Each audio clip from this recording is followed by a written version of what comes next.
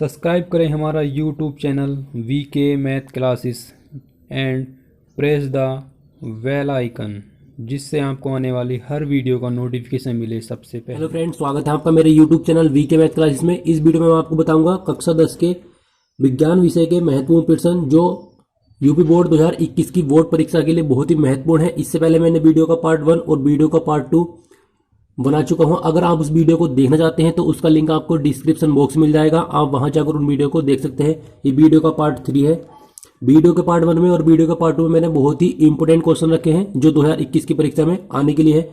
इस वीडियो में हम पढ़ेंगे गोले दर्पण द्वारा प्रतिबिंब बनने के नियम। गोले दर्पण द्वारा प्रतिबिंब बनने के क्या क्या नियम होते हैं, इसको पढ़ने से पहले हम देखते हैं कि गोले दर्पण में जो कुछ महत्वपूर्ण डेफिनेशन है उसके बारे में पढ़ लेते हैं। तो गोले दर्पण होते हैं दो प्रकार के। गोले दर्पण होते हैं दो प्रकार के, एक होता है अवतल और एक होता है उत्तल। एक उत्तल दर्पण और एक अवतल दर्पण। अवतल दर्पण का जो चित्र है वो इस तरह से बनता है। अवतल दर्पण जो परावर्तन होता है वो होता है गहरे तल से, यानी इस वाली साइड से इसका प्रकाश का परावर्तन होगा। अब ये वाला जो बिंदु होता है ये कहलाता है दर्पण का ध्रुव P। यहां होता है मुख्य फोकस F, यहां होता है वक्रता केंद्र C, और ये जो लाइन आपको दिखाई दे रही है इसे बोलते हैं मुख्य अक्ष। ये मुख्य अक्ष कहलाती है। ये दर्पण का ध्रुव P, मुख्य फोकस F और वक्रता केंद्र C। अब ये तो होता है अवतल दर्पण। उत्तल दर्पण किस तरह बनाते हैं? उत्तल दर्पण का जो होता है, उत्तल दर्पण होता है इस तरह से। उसमें जो प्रकाश का परावर्तन होगा वो क्या होगा? उभरे हुए तल से होता है, यानी कि इस साइड से। इस साइड से क्या होगा? प्रकाश का परावर्तन होगा। यहां पर दर्पण का ध्रुव होता है P, यहां होता है, ये होता है उत्तल दर्पण। ये हो जाएगा उत्तल दर्पण। अब हम देखते हैं अब गोले दर्पण द्वारा प्रतिबिंब बनने के नियम। तो गोले दर्पण द्वारा प्रतिबिंब बनने के अनेक नियम हैं, इसके 6 नियम हैं। नंबर 1 आता है जब वस्तु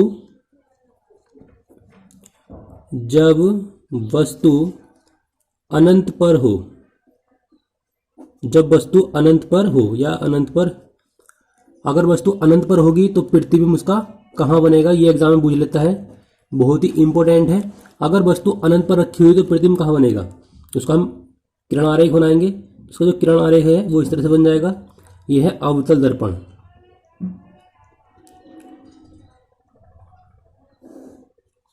ये हो जाएगा ध्रुव, ये हो जाएगा मुख्य फोकस F, ये हो जाएगा वक्रता केंद्र C। अब जो वस्तु है इस मुख्य अक्ष पर ना होकर कहाँ रखी हुई है? अनंत पर रखी हुई है, यानी कि वस्तु जो वो कहाँ होगी? इधर साइड में कहीं भी हो सकती है। तो पहली जो प्रकाश किरण निकलती है वस्तु से वो क्या होगी? दर्पण पर टकराएगी, इस तरह से सीधी जाएगी, दर्पण पर टकराएगी, और दर्पण पर टकराने के बाद मुख्य फोकस F से होकर चली जाती है। दूसरी प्रकाश किरण, अगर हम इस वस्तु को थोड़ा और बड़ा बना लें इस तरह से, क्योंकि जो वस्तु है वो अनंत पर है तो वो बड़ी भी हो सकती है और छोटी भी हो सकती है। जो पहली किरण है ये तो गई इस वाली साइड से और दर्पण पर टकराएगी, और टकराने के बाद क्या हो जाएगी? मुख्य फोकस F से होकर चली जाती है। दूसरी प्रकाश किरण हम इस वाले पॉइंट से ले लेंगे, ये इस तरह से जाएगी, ये भी क्या होगी? दर्पण पर टकराएगी, और टकराने के बाद क्या हो जाएगी? F से होकर चली जाएगी। तो जहां ये दोनों, इसे मान लेंगे O और ये मान लेंगे O डैश, ये वस्तु हो जाएगी। अब जहां ये दोनों प्रकाश किरणें, ये बस प्रकाश किरणें हैं, जहां भी एक दूसरे को काटती हैं वहां बनता है वस्तु का प्रतिबिंब। तो ये जो प्रकाश किरणें हैं एक दूसरे को कहाँ काट रही हैं? मुख्य फोकस पर काट रही हैं। तो इसका जो प्रतिबिंब बनेगा वो कहाँ बनेगा? मुख्य फोकस पर ही बनेगा। अब एग्जाम में पूछता है कि प्रकृति क्या है इसकी, तो प्रकृति का पता कैसे करते हैं? प्रकृति, अगर प्रतिबिंब इस लाइन से यानी कि मुख्य अक्ष से नीचे की साइड बनता है तो कहलाता है वास्तविक। क्या कहलाएगा? वास्तविक कहलाएगा। अगर प्रतिबिंब इस लाइन से ऊपर बनेगा तो आभासी कहलाता है। ये होती है प्रतिबिंब की प्रकृति। अगर इस लाइन से नीचे बनेगा तो वास्तविक, इस लाइन से ऊपर बनेगा तो आभासी कहलाता है। और ये प्रतिबिंब किस तरह का बना हुआ है? देखो, वस्तु है बहुत बड़ी और वस्तु से क्या बहुत छोटा है, तो इसकी जो प्रकृति हो जाएगी क्या हो जाएगी? वास्तविक व उल्टा। वास्तविक व उल्टा बनेगा और वस्तु से छोटा बनेगा। तो ये हो जाएगा, जब वस्तु अनंत पर रखी हो तो वस्तु का प्रतिबिंब मुख्य फोकस F पर बनता है। कैसा बनता है? वास्तविक बनता है, उल्टा बनता है और वस्तु से छोटा बनता है। तो कंडीशन नंबर 1 इस तरह से हो जाएगी। अब इसमें अगली कंडीशन आती है नंबर 2 में। दूसरी कंडीशन है इसकी, जब वस्तु अनंत तथा वक्रता केंद्र के बीच रखी हो। वक्रता केंद्र के बीच रखी हो। अगर वस्तु अनंत और वक्रता केंद्र के बीच रखी होगी तो प्रतिबिंब कहां बनेगा? इस तरह बोल लेता है एग्जाम में। इसके लिए हम क्या करेंगे? अवतल दर्पण बनाएंगे एक, ये हो जाएगा अवतल दर्पण। इसको इस तरह मिला लेंगे, ये हो जाएगा दर्पण का ध्रुव P। यहां हो जाएगा मुख्य फोकस F और ये हो जाएगा C। तो वस्तु कहां रखनी है? अनंत और वक्रता केंद्र के बीच। तो अनंत हो जाएगी इधर साइड में, ये अनंत है, और ये हो जाएगा वक्रता केंद्र, यानी कि जो वस्तु है वो इधर साइड में कहीं भी रख सकते हैं। तो जो पहली किरण निकलती है वस्तु से वो हमेशा सीधी जाएगी, यानी कि मुख्य अक्ष के समांतर जाती है, और समांतर जाने के बाद यानी कि परावर्तन के बाद वो कहाँ जाती है? F से होकर चली जाती है। दूसरी प्रकाश किरण जो जाती है वो C से होकर जाएगी, यानी कि वक्रता केंद्र से होकर जाएगी, और परावर्तन के बाद उसी मार्ग से वापस लौट जाती है। यानी कि जो प्रकाश किरण C से होकर गई है, परावर्तित हुई है से, तो क्या होगी? वो वापस टकराकर वापस ही लौट जाएगी। तो ये दोनों प्रकाश किरणें जहां काटती हैं वहां बनता है वस्तु का प्रतिबिंब। प्रतिबिंब लिख लेते हैं I से, यानी कि आई डैश इमेज बोलते हैं इंग्लिश में। तो ये हो जाएगा इसका प्रतिबिंब। इसे हम बिंदु A मान लेते हैं और ये हो जाएगा बिंदु B। अब आपसे एग्जाम पूछेगा कि जब वस्तु अनंत और वक्रता केंद्र के बीच रखी हो तो प्रतिबिंब कहां बनेगा? तो कहां बनेगा? C और F, यानी कि हम कह सकते हैं कि वक्रता केंद्र C और F के बीच बनता है। तो प्रतिबिंब कहां बनेगा? यानी कि प्रतिबिंब की जो स्थिति है वो कहां पर है? स्थिति है इसकी C तथा F के बीच। C तथा F के बीच बनेगा। C तथा F के बीच बनेगा। कैसा बनेगा? यानी कि प्रकृति क्या है इसकी? प्रकृति है इसकी, देखो इस लाइन से नीचे बना हुआ है, तो क्या कहलाएगा? वास्तविक। कैसा कहलाएगा? वास्तविक कहलाएगा। और उल्टा कहलाएगा, और वस्तु से छोटा। तो ये हमें प्रकृति में लिखना पड़ता है। स्थिति की प्रतिबिंब कहां बनेगा? C और F के बीच बनेगा, यानी कि कह सकते हैं वक्रता केंद्र C और F के बीच बनेगा। कैसा बनेगा? प्रकृति में लिख देते हैं। तो प्रकृति इसकी क्या है? प्रकृति है वास्तविक, उल्टा और छोटा। वस्तु से क्या है? देखो हम देख सकते हैं वस्तु कितनी बड़ी है और वस्तु से क्या है? छोटा है। तो इस तरह से आप एग्जाम में इस क्वेश्चन को सोल्व कर सकते हैं। इसी में नेक्स्ट आता है तीसरी कंडीशन है इसकी।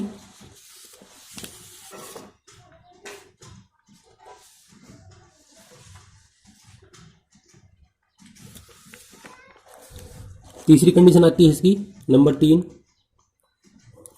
जब वस्तु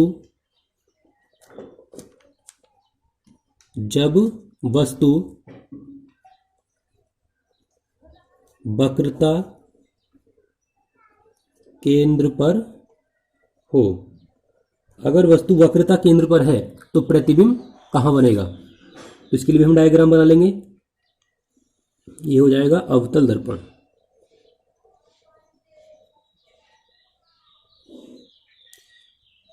ये हो जाएगा दर्पण का ध्रुव P, ये हो जाएगा मुख्य फोकस F और ये हो जाएगा C। अब वस्तु कहाँ रखनी है? वस्तु जब वक्रता केंद्र पर हो। जब वस्तु वक्रता केंद्र यानी कि C पर, वस्तु जो है वो कहाँ रखी हुई है? C पर रखी हुई है इस तरह से। तो प्रतिबिंब कहाँ रहेगा? पहली प्रकाश किरण हमेशा सीधी जाएगी और सीधी जाने के बाद वो मुख्य फोकस F से होकर चली जाएगी इस तरह से। दूसरी प्रकाश किरण C से होकर नहीं जाएगी यहाँ पर, क्योंकि वस्तु कहाँ रखी हुई है? C पर रखी हुई है। तो दूसरी जो प्रकाश किरण है वो C से होकर न जाकर वो F से होकर जाएगी। क्या होगी? F से होकर जाएगी। अब ये दोनों प्रकाश किरणें, इस लाइन को थोड़ा इस तरह से कर लेते हैं। अब ये दोनों प्रकाश किरणें कहाँ काटेंगी दूसरे को? वक्रता केंद्र पर ही काटती हैं। ये लाइन थोड़ी मिस्टेक हो गई। तो ये दोनों प्रकाश किरणें एक दूसरे को जहां पर काटती हैं वहां बनता है वस्तु का प्रतिबिंब। तो वस्तु का प्रतिबिंब कहाँ बनेगा? C के नीचे ही बनेगा। कैसा बनेगा? स्थिति क्या है इसकी? स्थिति है सी के नीचे, या हम कह सकते हैं कि सी पर ही बनेगा। सी का मतलब क्या है? वक्रता केंद्र पर ही बनेगा। कैसा बनेगा? प्रकृति है इसकी वास्तविक, उल्टा और वस्तु के बराबर। वस्तु के बराबर ये प्रतिबिंब बनता है, क्योंकि जितनी बड़ी वस्तु है उतना ही बड़ा क्या बनता है? प्रतिबिंब बनता है। तो यहां लिख लेंगे आई और यहां लिख लेंगे आई डैश, ये हो जाएगी ओ और ये हो जाएगा ओ डैश। पहली प्रकाश किरण आपको हमें सीधी वस्तु से निकालनी है और दर्पण पर टकराने के बाद वो एफ से होकर जाएगी। दूसरी प्रकाश किरण वक्रता केंद्र सी से होकर जाती है और टकराने के बाद उसी माध्यम में, मतलब उसी मार्ग से वापस लौट जाती है। अब ये दोनों प्रकाश किरण, एक प्रकाश किरण ये वाली है और एक प्रकाश किरण ये वाली है, तो ये दोनों कहाँ काट रही है? दूसरे को बिंदु सी पर ही काट रहे हैं। तो प्रतिबिंब कहाँ बनेगा इसका? सी पर ही बनेगा या सी के नीचे बनेगा।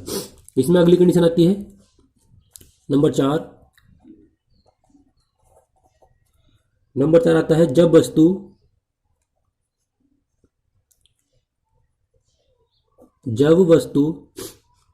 आपने हमने वस्तु हर की सी पर रखी है। जब वस्तु सी तथा एफ के बीच रखी हो, अगर वस्तु सी और एफ के बीच रखी होगी तो प्रतिबिंब कहां बनेगा? तो इसका जो प्रतिबिंब बनेगा वो बनेगा इस तरह, देख लेते हैं। ये हो जाएगा बिंदु P,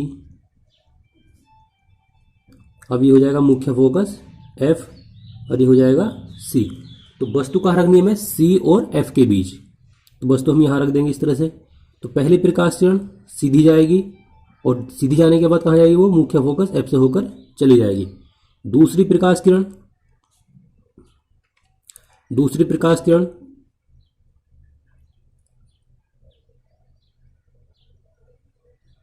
इस तरह से जाएगी और वो क्या होगी?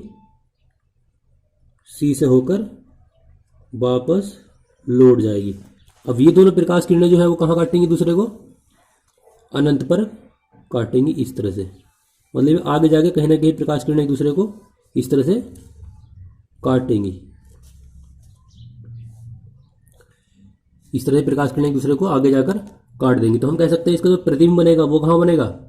इधर साइड में क्या है? अनंत, उधर साइड में क्या है? सी।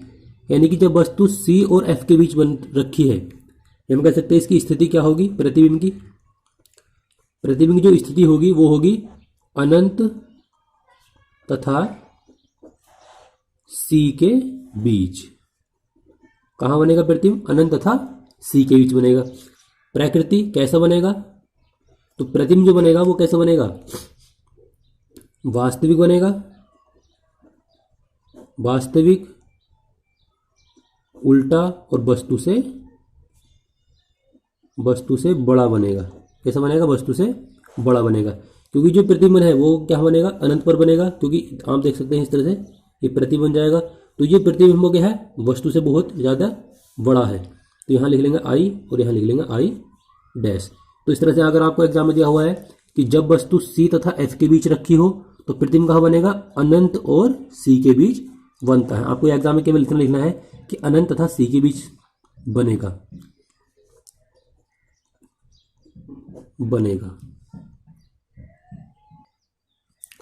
इसमें नेक्स्ट है, इसकी जो 5वीं कंडीशन है वो है जब वस्तु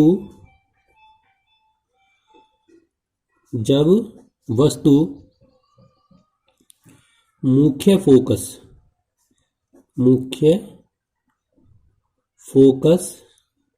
F पर हो।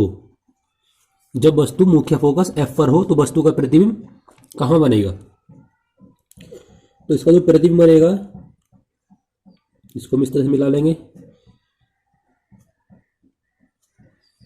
ये हो जाएगा दर्पण का ध्रुव P।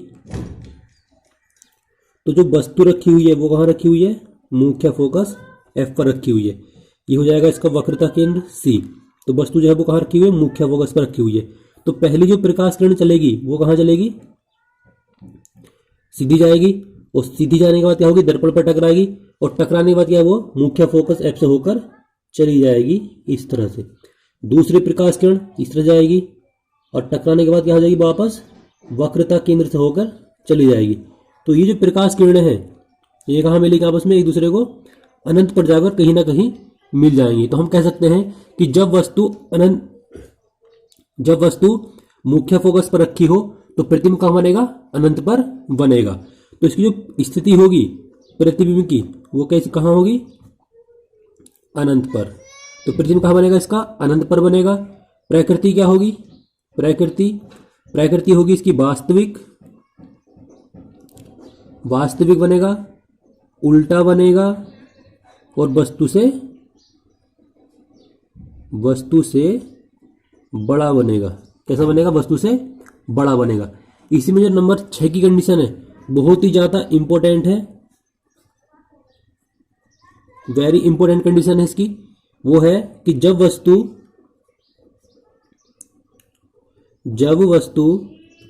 F का मतलब क्या है कि मुख्य फोकस F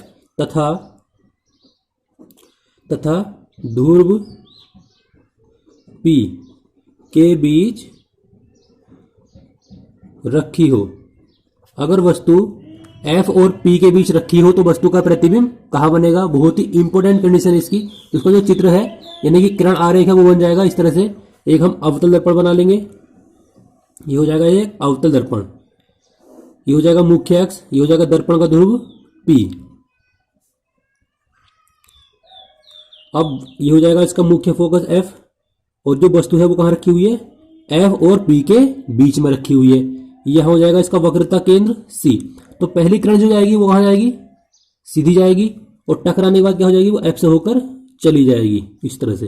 दूसरी प्रकाश किरण सीधी जाएगी और टकराने के बाद कहाँ जाएगी, वो वक्रता केंद्र C से होकर चली जाएगी। तो ये प्रकाश किरण है ये कहीं भी आगे जाके एक दूसरे से मिलेंगी नहीं, मतलब कि क्या है और चौड़ी होती चली जाएंगी। तो इसके लिए हम क्या करेंगे, दर्पण के दूसरी साइड में एक इस तरह लाइन बढ़ा लेते हैं। अगर हम प्रकाश किरणों को उनको आगे बढ़ाते हैं इस तरह से तो ये प्रकाश किरणें दर्पण के दूसरी ओर कहीं ना कहीं आपस में एक दूसरे को काटती हैं। तो हम कह सकते हैं अगर वस्तु, तो यहां बन जाएगा इसका प्रतिबिंब I डैश। तो हम ये कह सकते हैं कि अगर वस्तु F और P के बीच रखी हो तो वस्तु का प्रतिबिंब कहाँ बनेगा, दर्पण के दूसरी ओर। तो इसकी जो स्थिति होगी प्रतिबिंब की वो क्या होगी, दर्पण के दूसरी ओर, दर्पण के दूसरी ओर बनेगा। कैसा बनेगा, प्रकृति क्या है इसकी, प्रकृति इसकी ये है, वस्तु देखो ऊपर रखी हुई है। अगर प्रतिबिंब इस लाइन से नीचे बनता है, मुख्य अक्ष से नीचे बनता है तो हम कहते हैं उल्टा। अगर प्रतिबिंब इस लाइन से ऊपर बनेगा तो हम कहेंगे सीधा। तो जो इसका प्रतिबिंब है वो कैसा बनेगा, सीधा बनेगा। अब देखो वस्तु कितनी छोटी है और वस्तु से कितना बड़ा प्रतिबिंब, तो कैसा बनेगा, बड़ा बनेगा। और अगर बस प्रतिबिंब इस लाइन से ऊपर बनेगा तो हम कह सकते हैं वो कैसा बनेगा, आभासी, प्रतिबिंब बनेगा आभासी। तो बहुत ही इंपॉर्टेंट कंडीशन है क्योंकि अवतल दर्पण की केवल यही कंडीशन ऐसी है जिसमें जो प्रतिबिंब है वो कैसा बन रहा है, आभासी बन रहा है, सीधा बन रहा है और वस्तु से बड़ा। तो और भी कंडीशन बना है, लेकिन सीधा जो प्रतिबिंब बनेगा वो केवल जब वस्तु F तथा P के बीच रखी हो तभी ये आभासी प्रतिबिंब बनता है। अब इन सभी कंडीशनों की मैं आपको स्मॉल टेबल बना के दे देता हूं जिससे आप इनको आसानी पूर्वक याद कर सकते हैं। उसकी टेबल ये है, नंबर 1 पे यहां हम लिख लेंगे वस्तु की स्थिति कि वस्तु कहां रखी जाएगी, वस्तु की स्थिति। फिर यहां लिख लेंगे प्रतिबिंब की स्थिति कि प्रतिबिंब कहां बनेगा, प्रतिबिंब की स्थिति। और यहां लिख लेते हैं इसकी प्रकृति। ये 3 कॉलम यहां बना लेंगे हम इस तरह से, ये 3 कॉलम हो जाएंगे। अब पहले कॉलम में हम लिखेंगे यहां पर नंबर 1 करके कि जब वस्तु कहां रखी थी, अनंत पर। अगर वस्तु अनंत पर है तो प्रतिबिंब कहां बनेगा, F पर बनेगा। या हम कह सकते हैं मुख्य फोकस F पर बनेगा। कैसा बनेगा, छोटा बनेगा, उल्टा बनेगा और वास्तविक बनेगा। ठीक है। इसकी अगली कंडीशन ये थी कि जब वस्तु अनंत तथा सी के बीच, अनंत और सी के बीच अगर वस्तु रखी है तो प्रतिबिंब कहां बनेगा? प्रतिबिंब बनेगा एफ तथा सी के बीच। कैसा बनेगा? छोटा बनेगा, उल्टा बनेगा और वास्तविक बनेगा। अब इसकी जो अगली कंडीशन थी नंबर 3, वो थी अगर वस्तु वक्रता केंद्र सी पर है। कहां पर है? सी पर। अगर वस्तु सी पर है तो प्रतिबिंब कहां बनेगा? सी पर ही बनेगा। कहां बनेगा? सी पर ही बनेगा। कैसा बनेगा? उल्टा बनेगा, उल्टा और वस्तु के बराबर बनेगा। कैसा बनेगा? उल्टा बनेगा, वस्तु के बराबर बनेगा और वास्तविक बनेगा। अब इसमें जो अगली कंडीशन थी नंबर 4, वो थी कि जब वस्तु सी तथा एफ के बीच, अगर वस्तु सी और एफ के बीच है तो प्रतिबिंब कहां बनेगा? अनंत तथा सी के बीच बनेगा। कहां बनेगा? अनंत तथा सी के बीच बनेगा। कैसा बनेगा? उल्टा बनेगा, वास्तविक बनेगा। ठीक। अब इसमें जो अगली कंडीशन थी नंबर 5, नंबर 5 कंडीशन ये थी कि जब वस्तु एफ पर है। कहां पर है? एफ पर है। तो प्रतिबिंब कहां बनेगा इसका? अगर वस्तु अनंत पर है तो इसका जो प्रतिबिंब है वो बनेगा अनंत पर। कहां बनेगा? अनंत पर बनेगा। कैसा बनेगा? वस्तु से कैसा बनेगा? बड़ा बनेगा,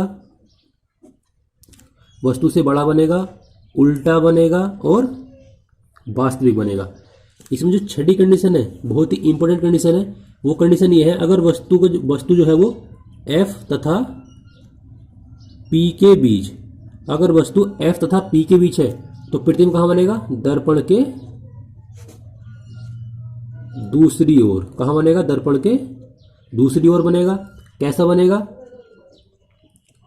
आभासी बनेगा, सीधा बनेगा और वस्तु से बड़ा बनेगा। वस्तु से कैसा बनेगा? बड़ा बनेगा। अगर आप टेबल को ध्यान से देखें तो याद करना बहुत ही आसान है। अब आप देख सकते हैं अगर वस्तु अनंत पर है तो प्रतिबिंब कहां बनेगा? एफ पर बनेगा। अगर वस्तु एफ पर है तो कहां बनेगा? अनंत बनेगा। यह हम कह सकते हैं कि पहली वाली कंडीशन है वो पांचवी क्या है? पांचवी कंडीशन क्या है? विपरीत है। अगर वस्तु अनंत पर है तो प्रतिबिंब कहां बनेगा? एफ पर बनेगा। अगर वस्तु एफ पर है तो कहां बनेगा? अनंत पर बनेगा। तो ये दोनों क्या हो गए? एक दूसरे के उल्टे हुए हैं। अगर वस्तु अनंत तथा सी के बीच है तो प्रतिबिंब कहां बनेगा? एफ तथा सी के बीच बनेगा। अगर वस्तु सी तथा एफ के बीच है तो कहां बनेगा? अनंत और सी के बीच बनेगा। तो ये वाली जो कंडीशन है वो क्या हो जाएगी? इसकी विपरीत हो जाएगी। ये वाली कंडीशन इसके विपरीत हो जाएगी।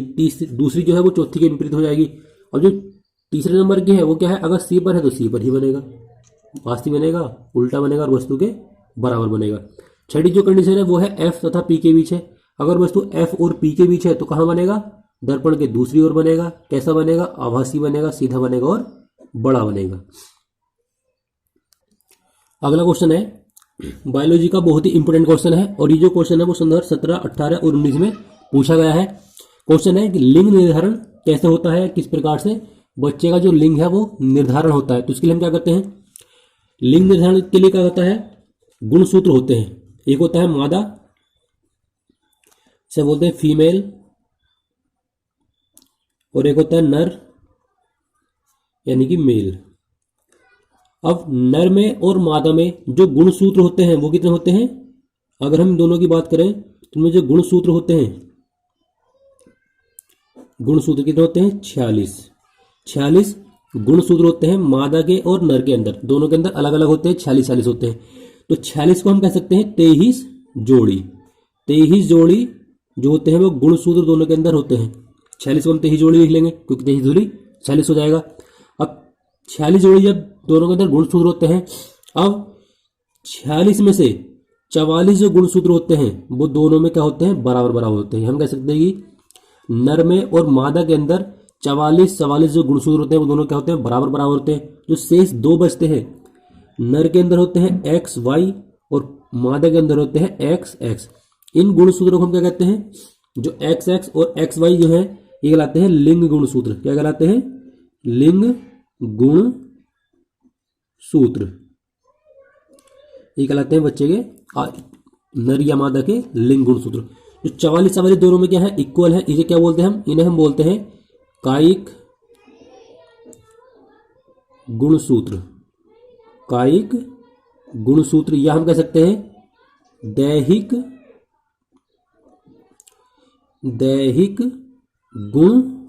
गुणसूत्र कहते हैं। अब 46 में से 44 दोनों में क्या होते हैं, बराबर बराबर होते हैं, और जो अलग अलग होते हैं वो क्या होते हैं, एक्स वाई और एक्स एक्स। तो हम कह सकते हैं जो लिंग गुणसूत्र होते हैं वो क्या होते हैं, एक्स एक्स मतलब एक्स वाई या एक्स एक्स। नर में जो होते हैं वो एक्स वाई होते हैं और मादा में क्या होते हैं, एक्स एक्स होते हैं। तो कहलाते हैं लिंग गुणसूत्र।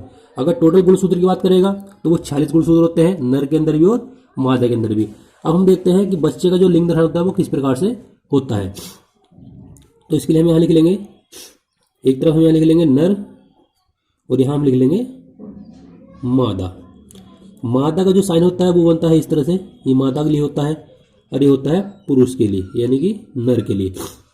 नर से बनेंगे नर युग्मक यानी कि हम कह सकते हैं शुक्राणु, और मादा से बनते हैं अंडाणु। नर क्या करता है, शुक्राणु का निर्माण करता है, और मादा क्या करता है, अंडाणु का निर्माण करता है। तो इनके जो लिंग गुणसूत्र होते हैं वो कौन कौन से होते हैं, नर के तो होते हैं एक्स वाई, मादा के अंदर होते हैं एक्स एक्स। जब यहां पर क्या होते हैं, यहां होता है इनका गुणसूत्रों का अर्धसूत्री विभाजन। जब अर्धसूत्री विभाजन होता है तो गुणसूत्रों की संख्या हो जाती है आधी आधी, यानी कि एक्स गुणसूत्र हो जाएगा और वाई गुणसूत्र इधर हो जाएगा। इसी प्रकार मादा के अंदर भी यहां पर क्या होता है, अर्धसूत्री विभाजन होता है, तो ये हो जाएगा एक्स और ये हो जाएगा एक्स। तो अर्धसूत्री विभाजन यहां पर होता है।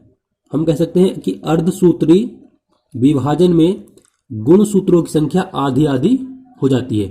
तो नर के अंदर और मादा के अंदर जो विभाजन होता है वो कौन सा होता है, अर्धसूत्री विभाजन। ये पूछ लेता है विकल्प में कि अर्धसूत्री विभाजन में क्या होता है, तो अर्धसूत्री विभाजन में गुणसूत्रों की संख्या आधी आधी हो जाती है। अब आगे देखते हैं, अगर ये वाला एक्स गुणसूत्र अगर इस वाले एक्स गुणसूत्र से मिलता है तो यहां बन जाएगा एक्स और एक्स, एक्स एक्स बन जाएगा। अगर ये वाला एक्स इस वाले एक्स से क्रिया करता है तो क्या ये भी क्या बन जाएगा, एक्स एक्स बन जाएगा। अगर ये वाला वाई इस वाले एक्स से मिलता है तो यहां बन जाएगा एक्स वाई। अगर ये वाला इससे मिलेगा तो ये बन जाएगा एक्स वाई बन जाएगा। तो जो हम कह सकते हैं कि जब नर युग्मक यानी कि नर शुक्राणु मादा अंडाणु से मिलता है तो क्या बनता है, युग्मनज। ये क्या बना कहलाएगा, युग्म नज कहलाएगा, जिसे हम इंग्लिश में बोलते हैं जाइगोट। क्या बोलते हैं, जाइगोट। जाइगोट से क्या होता है, भ्रूण का निर्माण होता है। फिर क्या बनेगा, यहाँ पर भ्रूण बनेगा, और भ्रूण से क्या होता है, नई संतान उत्पन्न होती है, नई संतान। तो हम देख सकते हैं कि नर और जब मादा आपस में सेक्सुअल रिलेशनशिप बनाते हैं तो उनकी जो आने वाली संतान होती है तो उसकी जो प्रोबेबिलिटी होती है, प्रायिकता होती है, देखो आप देख सकते हैं कि जो नई संतान है वो एक्स एक्स है। तो एक्स एक्स गुणसूत्र किसके अंदर होंगे, मादा के अंदर होंगे। यानी कि 50% जो चांस होते हैं वो होते हैं लड़की होने के, यानी कि मादा पैदा होने के। और जो 50% चांस होते हैं वो होते हैं नर के, नर यानी कि लड़का। तो 50% चांस होते हैं लड़का होने के और 50% चांस होते हैं लड़की होने के। अब एग्जाम में आपसे ये पूछ सकता है कि निषेचन किसे कहते हैं, निषेचन। तो निषेचन की जो क्रिया होती है वो भी यही कहलाती है। बस आपको थोड़ा इसको चित्र को हम डिटेल से समझा देते हैं। जब नर युग्मक, ठीक है, ये क्या है, नर युग्मक। जब नर युग्मक मादा युग्मक से मिलता है तो क्या बनता है, युग्मनज बनता है। तो इस क्रिया को कहलाते हैं निषेचन। निषेचन को बोलते हैं फर्टिलाइजेशन। क्या बोलते हैं, फर्टिलाइजेशन। ये क्या कहलाती है, फर्टिलाइजेशन कहलाती है। जब नर युग्मक मादा युग्मक से मिलता है तो क्या बनता है, युग्मनज बनता है। और युग्मनज जब बन जाता है तो उस क्रिया को क्या बोलते हैं हम, निषेचन यानी कि फर्टिलाइजेशन।